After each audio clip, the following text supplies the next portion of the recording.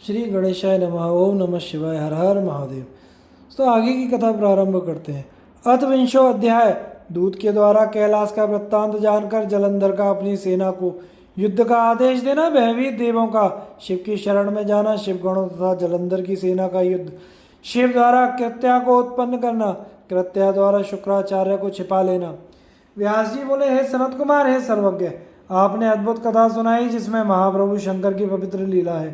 हे महामुने, अब मेरे ऊपर कृपा करके प्रेम पूर्वक यह बताइए कि श्री शंकर जी के भ्रू मध्य से प्रकट उस पुरुष के द्वारा मुक्त किया गया राहु कहाँ गया। सूत जी बोले, अमित बुद्धि वाले व्यास जी का वचन सुनकर ब्रह्मा के पुत्र महामुनि सनत कुमार प्रसन्नचित होकर कहने लगे। सनत कुमार बोले, वह राहु उस पुरुष के द्वारा बर्बर स्थान पर मुक्त कर दिया गया है, इसलिए वह बर्बर नाम से पृथ्वी पर विख्यात हुआ। तब उस पुरुष के द्वारा इस प्रकार छुटकारा प्राप्त करने पर वह अपना नया जन्म मानता हुआ फिर गर्भ रहे तो शनै शनै जलंधर के नगर में पहुंचा। हे व्यास, उसने वहां जाकर दैत्येंद्र जलंधर से शंकर की सारी चेष्टा का वर्णन विस्तार पूर्वक किया। उसे सुनकर दैत्य राजाओं में श्रेष्ठ बलवान सिंधुपुत्र जलंधर क्रोध से व्याकुल हो उठा। तब क्रोध के वशीभूत चित्त वाले उस दैत्येंद्र ने समस्त दैत्यों को युद्ध के लिए उद्यत होने का आदेश दिया। जलंधर बोला, काल नेमी आदि एवं शुंभ निशुंभ आदि सभी वीर दैत्य अपनी अपनी सेनाओं से युक्त होकर युद्ध के लिए निकले। वीर कुल में उत्पन्न 1 करोड़ कंबुवंशीय दौर्हद्य कालक काल के मौर्य तथा धौम्रगण भी शीघ्र चले। महाप्रतापी सिंधु पुत्र वह दैत्यपति इस प्रकार आज्ञा देकर करोड़ों दैत्यों को साथ लेकर शीघ्र ही चल पड़ा। शुक्र एवं कटे हुए सर वाला राहु उसके आगे आगे चलने लगा। उसी समय जलंधर का मुकुट वेग से खिसक कर पृथ्वी पर गिर पड़ा और समस्त आकाश मंडल वर्षा काल के समान मेघों से आच्छन्न हो गया तथा मृत्यु सूचक बहुत से भयानक अपशकुन होने लगे। तब उसकी इस प्रकार की युद्ध की तैयारी देखकर इंद्र सहित वे देवता छिपकर शिवजी के निवास स्थान कैलाश पर्वत पर गए। वहां जाकर इंद्र सहित सभी देवता शिवजी को देखकर उन्हें प्रणाम कर कंधा झुकाए हुए हाथ जोड़कर स्तुति करने लगे। देवता बोले, हे देवदेव महादेव, हे करुणाकर, हे शंकर, आपको प्रणाम है। हे महेशान, अब शरणागतों की रक्षा कीजिए। हे प्रभु, इंद्र सहित हम लोग जलंधर द्वारा किए गए उपद्रव से अत्यंत व्याकुल हो गए हैं और अपना अपना स्थान छोड़कर पृथ्वी पर स्थित हैं। हे प्रभु, हे स्वामिन, आप देवताओं की इस विपत्ति को कैसे नहीं जानते, अतः आप हम लोगों की रक्षा के लिए जलंधर का वध कीजिए। हे नाथ, आपने जो पूर्व समय में हम लोगों की रक्षा के लिए विष्णु जी को नियुक्त किया था, इस समय वे भी रक्षा करने में समर्थ नहीं है। अब वे भी उसके अधीन होकर लक्ष्मी के साथ उसके घर में रहते हैं और हम देवगण भी उसके वशवर्ती होकर वहीं रहते हैं। हे शंभो, हम लोग छिपकर आपकी शरण में आए हैं। इस समय वह बलवान जलंधर आपसे युद्ध करने के लिए आ रहा है। हे स्वामिन, हे सर्वज्ञ, आप शीघ्र ही युद्ध में उस जलंधर का वध कीजिए और हम शरणागतों की रक्षा कीजिए। सनत कुमार बोले, हे व्यास, ऐसा कहकर वे सभी देवता प्रभु को प्रणाम कर महेश्वर के चरण देखते हुए विनम्र हो वहीं स्थित हो गए। तब देवगणों का यह वचन सुनकर शिवजी हंसकर विष्णु को शीघ्रता से बुलाकर यह वचन कहने लगे।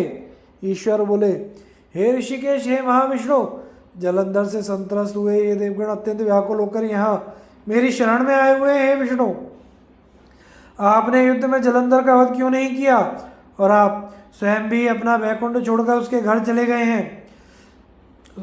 स्वयं स्वतंत्र होकर विहार करने वाले मैंने दुष्टों के निग्रह के लिए तथा सज्जनों की रक्षा के लिए आपको नियुक्त किया था।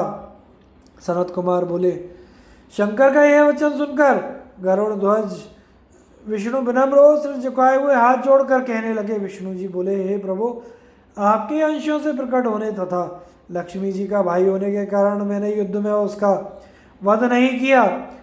अब आप ही इस दानव का वध कीजिए। हे देवेश, वह महाबली तथा महावीर दानव सभी देवताओं तथा अन्य लोगों के लिए भी अजय है। मैं यह सत्य कह रहा हूँ, देवताओं सहित मैंने बहुत समय तक उसके साथ युद्ध किया, परंतु मेरा कोई भी उपाय उस दानव श्रेष्ठ पर नहीं चला। उसके पराक्रम से संतुष्ट होकर मैंने उससे कहा, वर मांगो। तब उसने मेरा वचन सुनकर यह उत्तम वरदान मांगा, हे महाविष्णु, आप देवताओं एवं मेरी बहन लक्ष्मी के साथ मेरे घर में निवास करें और मेरे अधीन रहे, अतः मैं उसके घर चला गया। सनत कुमार बोले, विष्णु जी का यह वचन सुनकर दयालु तथा भक्तवत्सल में महेश्वर शंकर अति प्रसन्न होकर हंसकर कहने लगे। महेश्वर बोले, हे विष्णु, हे सुरश्रेष्ठ, आप मेरी बात को आदरपूर्वक सुनिए। मैं महादैत्य जलंधर का वध करूंगा, इसमें संदेह नहीं। उस असुरपति को मारा गया समझकर आप भय रहित होकर अपने स्थान को जाइए और सभी देवता भी भयमुक्त हो संदेह रहित होकर अपने स्थान को जाएं। सनत कुमार बोले, महेश्वर का यह वचन सुनकर रमापति विष्णु संदेह रहित हो देवगणों के साथ अपने स्थान को चले गए। हे व्यास, इसी बीच वह अति पराक्रमी तथा महाबलवान दैत्यपति युद्ध के लिए तत्पर असुरों के साथ कैलाश के समीप पहुंचा और कैलाश को घेर कर तीव्र सिंहनाद करता हुआ काल के समान महती सेना के साथ वहीं रुक गया। उसके बाद दैत्यों के सिंहनाद से उत्पन्न महाकोलाहल सुनकर दुष्टों का संहार करने वाले तथा महालीला करने वाले महेश्वर अत्यंत क्रोधित हो उठे। तब महालीला करने वाले कौतुकी महादेव ने महाबलवान नंदी आदि अपने गणों को युद्ध के लिए आज्ञा दी। तब शिव जी की आज्ञा से नंदी, गजमुख आदि प्रमुख सेनापति तथा सभी गण बड़ी शीघ्रता से युद्ध के लिए तत्पर हो गए। वे सभी महावीर गण युद्ध के लिए क्रोध से दुर्मर्द हो नाना प्रकार के युद्ध संबंधी शब्द करते हुए कैलाश पर्वत से उतरे। उसके बाद कैलाश की उपत्यकाओं में प्रमथ गण तथा दैत्यों में अस्त्र शस्त्रों से घोर युद्ध होने लगा। उस समय वीरों में हर्ष उत्पन्न करने वाली भेरी मृदंग तथा शंखों की ध्वनियों तथा हाथी घोड़ों तथा रथों के शब्दों से नादित हुई पृथ्वी कंपित हो उठी। शक्ति तोमर, बाण, मूसल, प्राश एवं पट्टिशों से आकाश मंडल मोतियों से भरा हुआ जैसा लगने लगा। मरे हुए हाथी, घोड़े एवं पैदल सेनाओं के द्वारा पृथ्वी इस प्रकार पट गई जैसे पूर्व समय में इंद्र के वज्र से आहत हुए पर्वत राजों से पटी हुई थी। उस समय प्रमथों के द्वारा मारे गए दैत्य एवं दैत्यों के द्वारा मारे गए प्रमथों के मज्जा, रक्त एवं मांस के कीचड़ से पृथ्वी व्याप्त हो गई, जिससे उस पर चलना असंभव हो गया। तब शुक्राचार्य प्रमथ गणों के द्वारा युद्ध में मारे गए दैत्यों को मृत संजीवनी विद्या के द्वारा बारंबार जलाने लगे। इस प्रकार उन्हें जीवित होते देख व्याकुल तथा भयभीत सभी गणों ने देवदेव शिव जी से शुक्राचार्य की सारी घटना निवेदित की। यह सुनकर भगवान रुद्र ने अत्यधिक क्रोध किया और दिशाओं को प्रज्वलित करते हुए भयंकर तथा अत्यधिक रौद्र रूप वाले हो गए। उस समय रुद्र के मुख से महाभयंकर कृत्या प्रकट हो गई। ताड़ वृक्ष के समान उसकी जांघें थीं, गुफा के समान उसका मुख था और उसके स्तन से बड़े वृक्ष टूट जाते थे। हे मुनि सत्तम, महाभयंकर वह कृत्या बड़े वेग से युद्ध भूमि में आ गई और महान असुरों का भक्षण करती हुई विचरने लगी। इसके बाद वह निर्भय होकर शीघ्र ही वहां जा पहुंची जहां महान दैत्यों से घिरे हुए शुक्राचार्य थे। हे मुनि, वह अपने तेज से आकाश एवं पृथ्वी को व्याप्त कर शुक्र को अपने गुह देश में छिपाकर आकाश में अंतर ध्यान हो गई। तब युद्ध दुर्मर्द दैत्य सेना को के वीर शुक्राचार्य की तुरोहित देखकर मलिन मुख होकर रणभूमि से भागने लगे। शिव गणों से भयभीत हुई असुरों की सेना वायु के वेग से बिखरे हुए तृण समूह की भांति भागने लगी।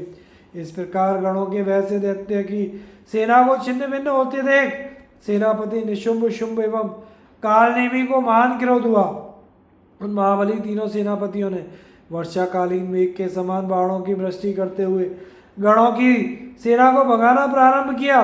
उन असुरों के बाण शलभ समूहों की भांति आकाश तथा सभी दिशाओं को व्याप्त कर गणों की सेना को कपाने लगे। सैकड़ों बाणों से बिंधे हुए तथा रुधिर की धारा बहाते हुए शिवगण बसंत ऋतु में किंशुक के पुष्प की भांति शोभित हो रहे थे और उन्हें कुछ भी ज्ञात ना हो पा रहा था। इस प्रकार अपनी सेना को छिन्न भिन्न होते देख कुपित हुए गणेश, कार्तिकेय एवं नंदी आदि महा क्रोध कर बड़ी शीघ्रता से उन महादैत्यों को रोकने लगे। इस प्रकार श्री शिव महापुराण के अंतर्गत द्वितीय रुद्र संहिता के पंचम युद्ध खंड में जलंधर वधोपाख्यान में सामान्य गण असुर युद्ध वर्णन नामक 20वां अध्याय पूर्ण हुआ। अथर्वविंशो अध्याय नंदी, गणेश, कार्तिकेय आदि शिव गणों का कालनेमी, शुंभ निशुंभ के साथ घोर संग्राम, वीरभद्र तथा जलंधर का युद्ध, भयाकुल शिवगणों का शिव जी को सारा वृत्तांत कहना।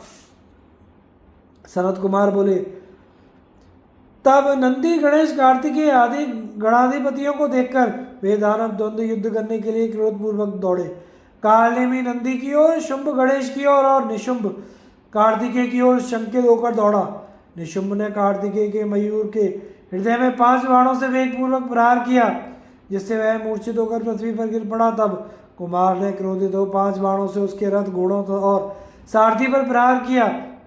इसके बाद रण दुर्मद उन वीर कार्तिकेय ने अपने दूसरे तीक्ष्ण बाण से देवशत्रु निशुंभ पर बड़े वेग से प्रहार किया और घोर गर्जना की।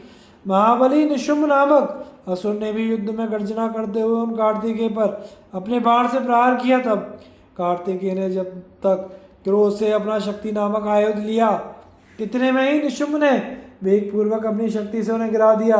हे व्यास, इस प्रकार वीर ध्वनि करके गरजते हुए कार्तिकेय एवं निशुंभ का वहीं पर घोर युद्ध होने लगा। नंदीश्वर ने भी अपने बाणों से कालनेमी को भेद दिया। उन्होंने 7 बाणों से कालनेमी के घोड़े, सारथी, रथ तथा ध्वजा का छेदन कर दिया। तब कालनेमी ने क्रुद्ध होकर अपने धनुष से छूटे हुए अत्यंत तीखे बाणों से नंदी का धनुष काट दिया। उसके बाद नंदीश्वर ने उस धनुष को त्याग कर शूल से महादैत्य कालनेमी के वक्षस्थल पर जोर से प्रहार किया। इस प्रकार घोड़े और सारथी के नष्ट हो जाने पर एवं त्रिशूल से वक्षस्थल फट जाने पर उसने पर्वत का शिखर उखाड़कर नंदीश्वर पर प्रहार किया। उस समय रथ पर सवार शुंभ एवं मूषक पर सवार श्री गणेश जी युद्ध करते हुए एक दूसरे को बाण समूहों से भेदने लगे। उसके बाद गणेश जी ने शुंभ के हृदय में बाणों से प्रहार किया। 3 बाणों से सारथी पर प्रहार करके उसे पृथ्वी पर गिरा दिया। तब अत्यंत कुपित शुंभ भी बाण वृष्टि से गणेश को तथा 3 बाणों से मूषक को भेद कर मेघ के समान गर्जना करने लगा। बाणों से छिन्न अंग वाला मूषक अत्यंत पीड़ित होकर भाग चला, जिसके कारण गणेश जी गिर पड़े और वे पैदल ही युद्ध करने लगे। फिर तो उन लंबोदर ने परशु से शुंभ के वक्षस्थल पर प्रहार करके उसे पृथ्वी पर गिरा दिया। तदनंतर वे पुनः मूषक पर सवार हो गए। गणेश जी समर के लिए पुनः उद्यत हो गए और उन्होंने हंसकर क्रोध से शुंभ पर इस प्रकार प्रहार किया जैसे अंकुश से हाथी पर प्रहार होता हो।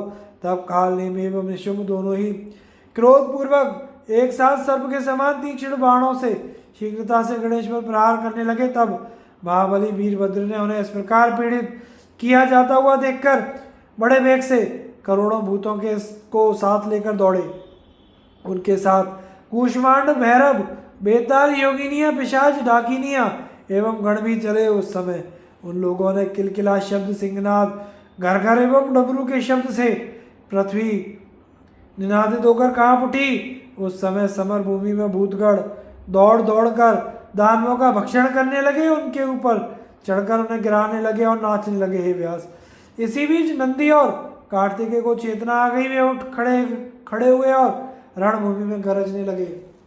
वे नंदीश्वर एवं कार्तिकेय शीघ्र ही रणभूमि में आ गए और अपने बाणों द्वारा दैत्यों पर निरंतर प्रहार करने लगे। तब छिन्न भिन्न हुए दैत्यगण पृथ्वी पर गिरने लगे और उन गिरे हुए दैत्यों को भूतगण खाने लगे। इससे दैत्यों की सेना विषादग्रस्त हो गई और व्याकुल होकर भागने लगी। इस प्रकार प्रतापी नंदी, कार्तिकेय, गणेश जी, वीरभद्र तथा अन्य गण युद्ध भूमि में जोर जोर से गरजने लगे। जलंधर के वे दोनों सेनापति शुंभ, निशुंभ, महादैत्य कालनेमी एवं अन्य असुर पराजित हो गए। तब अपनी सेना को विध्वस्त होता हुआ देखकर बलवान जलंधर ऊंची पताका वाले रथ पर सवार हो गणों के समक्ष आ गया। हे व्यास जी, तब पराजित हुए दैत्य भी महान उत्साह से भर गए और युद्ध के लिए तैयार होकर गरजने लगे।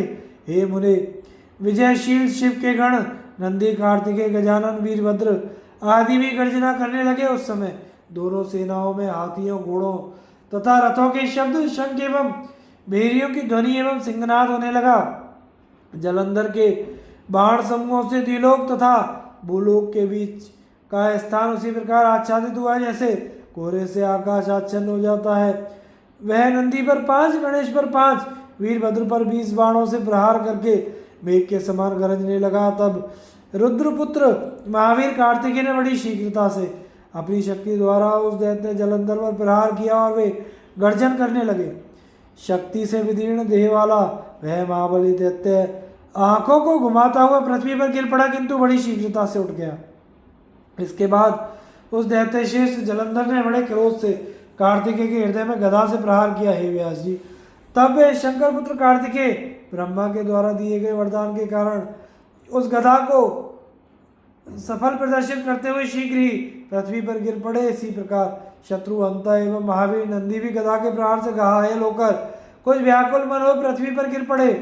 उसके बाद महाबली गणेश ने अत्यंत क्रुद्ध हो शिव जी के चरण कमलों का स्मरण करके बड़े वेग से दौड़कर अपने परशु से दैत्य की गदा को काट दिया। वीरभद्र ने 3 बाणों से उस दानव के वक्षस्थल पर प्रहार किया तथा 7 बाणों से उसके घोड़ों, ध्वजा, धनुष एवं छत्र को काट डाला। तब दैत्येंद्र ने अत्यधिक कुपित होकर अपनी दारुण शक्ति को उठाकर उसके प्रहार से गणेश को पृथ्वी पर गिरा दिया। स्वयं दूसरे रथ पर सवार हो गया। इसके बाद वह दैत्येंद्र क्रोधित होकर अपने मन में उन वीरभद्र को कुछ ना समझकर वीरपूर्वक उनकी ओर दौड़ा। दैत्यराज महावीर जलंधर ने तीखे बाण से शीघ्रतापूर्वक उन वीरभद्र पर प्रहार किया और गर्जना की। तब वीरभद्र ने अति क्रुद्ध होकर तीक्ष्ण धार वाले बाण से उसके बाण को काट दिया और अपने महान बाण से उस पर प्रहार किया। इस प्रकार सूर्य के समान अत्यंत तेजस्वी तथा वीरवरों में श्रेष्ठ वे दोनों अनेक प्रकार के अस्त्र शस्त्रों से बहुत समय तक परस्पर युद्ध करते रहे। वीरभद्र ने अपने बाणों से मार गिराया और उसके धनुष तथा ध्वजा को भी वेगपूर्वक काट दिया। इसके बाद वह महाबली दैत्यराज परिघ अस्त्र लेकर दौड़ा और वीरभद्र के पास शीघ्र जा पहुंचा। उस महाबली वीर समुद्रपुत्र जलंधर ने उस विशाल परिघ से वीरभद्र के सिर पर प्रहार किया और गर्जना की। उस महान परिघ से गणेश्वर वीरभद्र का सिर फट गया और वे पृथ्वी पर गिर पड़े। उनके सिर से बहुत रक्त बहने लगा। वीरभद्र को पृथ्वी पर गिरा हुआ देखकर रुद्रगण भय से शंकर जी को पुकारते हुए रणभूमि छोड़कर भागने लगे। तब शिव जी ने गणों का कोलाहल सुनकर अपने समीप में स्थित महाबली गणों से पूछा। शिव जी बोले, हे महावीरों, मेरे गणों का यह महान कोलाहल क्यों हो रहा है? तुम लोग ही पता लगाओ, मैं इसे शीघ्र ही शांत करूंगा। वे देवेश अभी गणों से आदरपूर्वक पूछ ही रहे थे, तभी वे श्रेष्ठ गण प्रभु शिव के पास पहुंच गए। उन्हें विकल देखकर प्रभु शंकर जी उनका कुशल पूछने लगे। तब उन गणों ने विस्तार पूर्वक सारा वृत्तांत यथावत कह दिया। तब महान लीला करने वाले प्रभु भगवान रुद्र ने उसे सुनकर महान उत्साह बढ़ाते हुए उन्हें अभयदान प्रदान किया। इस प्रकार श्री शिव महापुराण के अंतर्गत द्वितीय रुद्र संहिता के 5वें युद्ध खंड में जलंधर वधोपाख्यान में विशेष युद्ध वर्णन नामक 21वां अध्याय पूर्ण हुआ।